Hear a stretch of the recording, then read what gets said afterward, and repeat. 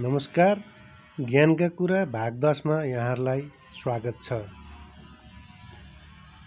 हामीले ज्ञान 4 प्रकारबाट आर्जन गर्न सक्दछौँ भनिएको छ। 1. श्रुतमय अर्थात् सुनेर। 2. चिन्तनमय अर्थात् चिन्तन गरेर। 3. अनुभवमय अनुभव गरेर।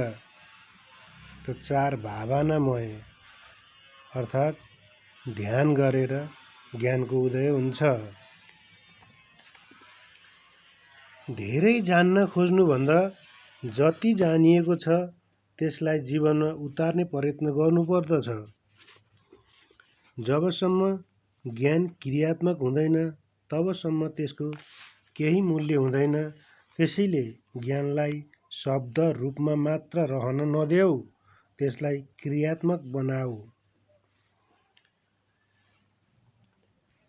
शास्त्र ज्ञान त दुर्योधनमा अत्यन्तै थियो, तर उसले व्यवहारमा त्यसको उल्टो गरिरह्यो।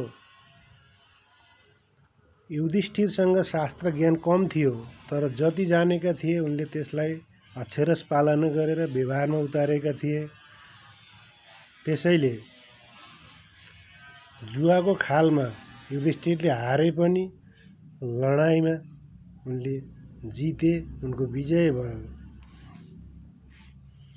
शब्द वर्मरूप शास्त्रमा कुशल र ज्ञान विज्ञानमा तत्पर भएको बुद्धिमान पुरुष शास्त्रको अभ्यास गरेर वेदका विभिन्न शाखामा ज्ञान एकै प्रकारको छ भन्ने जानेर सब शास्त्रहरूको त्याग गर्दछ र सबै आत्माको चिन्तन गर्दछ।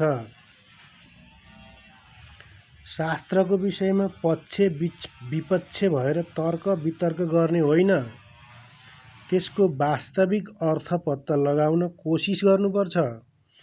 दैहिक बुद्धि र अहङ्कारको परिणाम नै विवादको जड हो।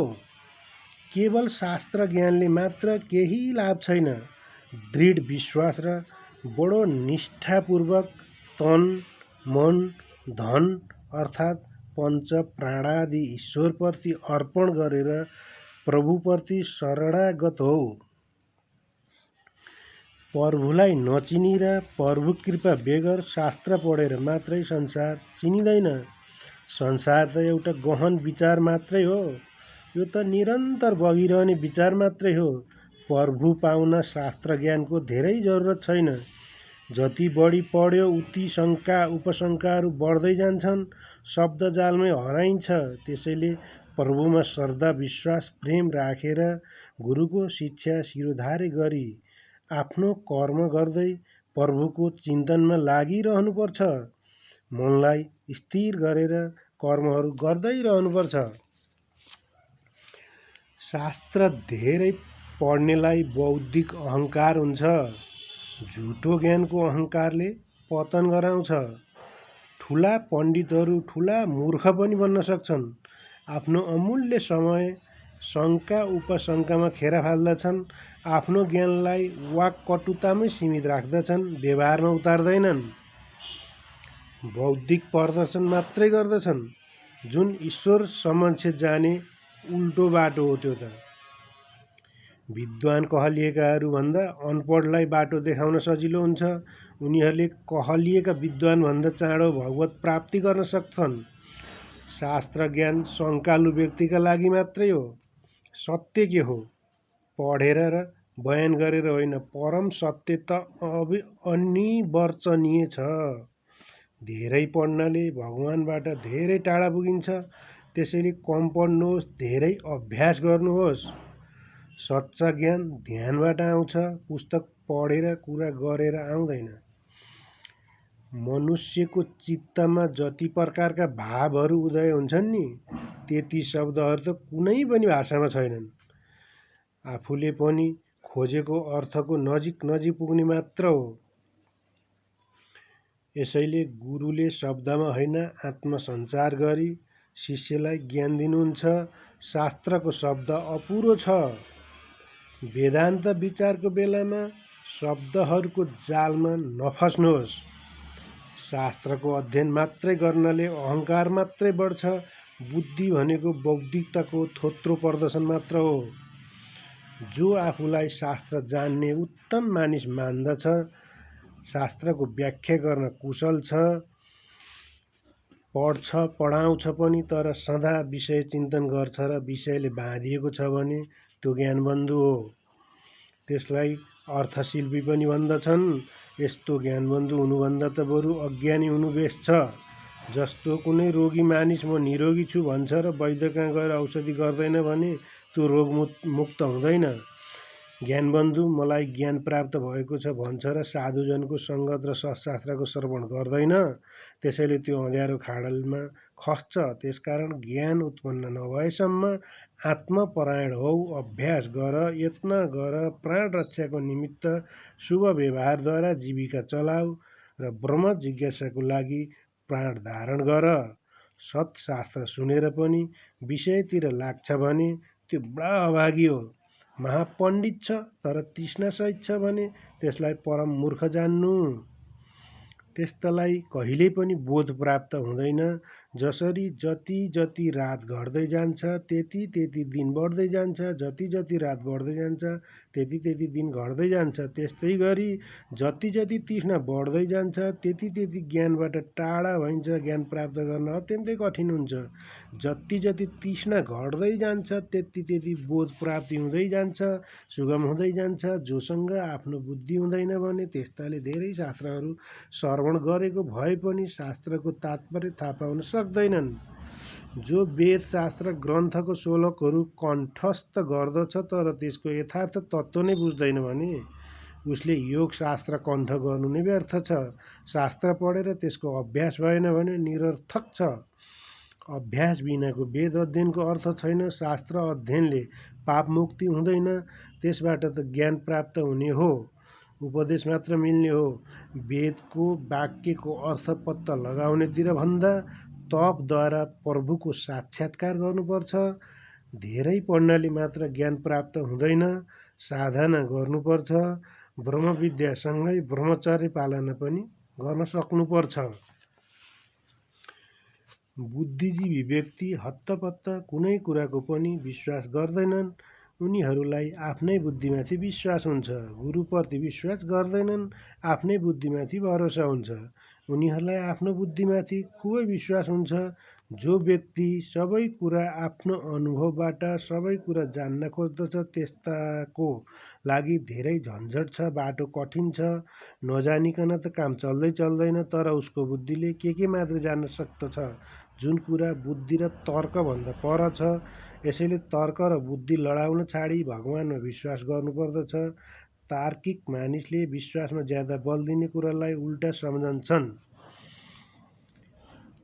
शास्त्र ज्ञान आध्यात्मिक भाव जागृत नहुन्जेलसम्म मात्रै सहायक हुन्छ। योगको लागि किताबमा लेखिएको कुराले जानकारी भए पनि प्रयोगका लागि व्यक्तिगत सम्पर्क, व्यक्तिगत दीक्षाको आवश्यकता हुन्छ। त्यसै गरी अन्तर्बोध अनुभूतिद्वारा प्राप्त हुन्छ, पुस्तकी ज्ञानले हुँदैन। आत्मसाक्षात्कार भइसकेपछि बौद्धिक ज्ञान व्यर्थैको भार मात्र हुन्छ। जसरी जहाजको अनावश्यक भार फ्याँक्नुपर्छ, शास्त्रको सही व्याख्या गर्न कठोर छ, त्यसैले बौद्धिक भनाउँदाहरूले यसको गलत अर्थ लगाउँछन्। यसको सही अर्थ ज्ञानी सन्त गुरुसँग मात्र हुन्छ। शास्त्रले सत्यको ज्ञान गराउन केवल मार्गदर्शन गर्दछन्, सत्यको प्रत्यक्ष दर्शन गराउन सक्दैनन्। साधकले साधना गर्नेसम्म हो, प्रभु कृपा नभई प्रभु दर्शन सम्भव छैन। स्वयंको प्रयासले परब्रह्म प्राप्त गर्न व्यक्ति असहाय छ। व्यक्तिको कुनै प्रयास सम्भव छैन जबसम्म ईश्वरको कृपा प्राप्त हुँदैन। शास्त्रको अध्ययन पनि वासना हो। वेद पुराण पढेर जाने पनि परमार्थ तत्त्व बुझ्दैन भने त्यस्तो व्यक्तिले पढ्नु बोल्नु कागले कराए जस्तो टाँय गर्नु सरह मात्रै हुनेछ। गुरुको उपदेश रहित अहङ्कारी व्यक्ति स्वयंमा तत्त्वज्ञान अनुभव नभएर पनि अरूलाई उपदेश दिन उत्साह भइरहन्छ। आफूले उपदेश ग्रहण गर्न शरम मान्दछन्। जो व्यक्ति वेदशास्त्रमा पारङ्गत विद्वान छ तर परब्रह्मको तत्त्वज्ञानले शून्य छ भने उसले परिश्रमको कुनै फल पाउने छैन। थारो गाई पाल्नु सरह हुनेछ। शास्त्र अध्ययनबाट परम तत्त्व बुझ्दैन भने शास्त्र अध्ययन व्यर्थ छ। परम तत्त्व बुझिसकेपछि शास्त्र अध्ययन आवश्यकता नै पर्दैन। शास्त्र अध्ययनबाट आफ्नो कर्तव्य, त्यसको विधि र फलको बारेमा ज्ञान हुन्छ। सदाचार पालना, सत्य वचन र स्वधर्म पालनाको लागि ठुलो सहयोग गर्छ। शास्त्र ज्ञान मात्र कुनै फलदायी हुँदैन। जस्तै शास्त्रमा सन्ध्या गर भनेर लेखे पनि उसले दुनियाँलाई सन्ध्या गर भन्दै हिँडे पनि त्यसबाट केही फल प्राप्त हुँदैन। फल प्राप्त गर्नु त आफैले सन्ध्या गर्नै पर्छ। शास्त्रमा बताइएको कुरा गरेपछि मात्रै फल प्राप्त हुन्छ। शास्त्र ज्ञान आफ्नो आत्माको अनुभव होइन, त्यो त परोक्ष हो। जसरी आफ्नो आनन्द दुःख अर्कोको लागि परोक्ष हुन्छ।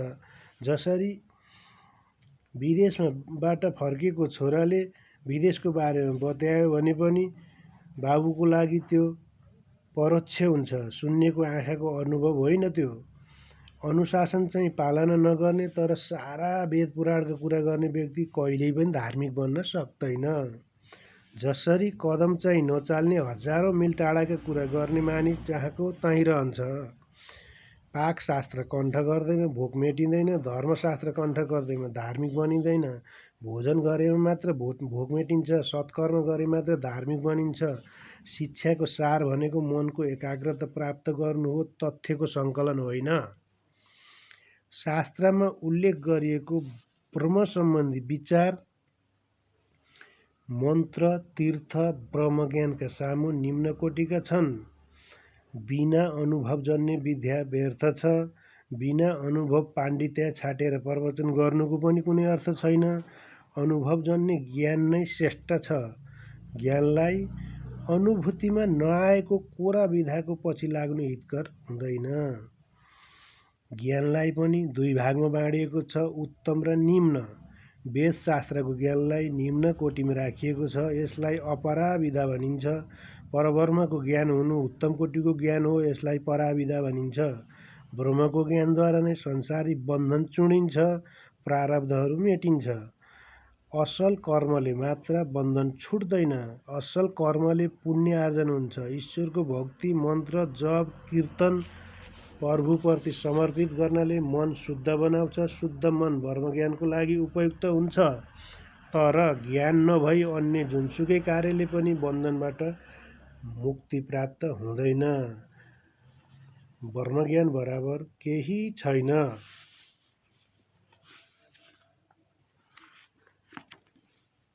ओम सर्वेषां पूर्णमभवति। सबैले पूर्णता प्राप्त गरून्।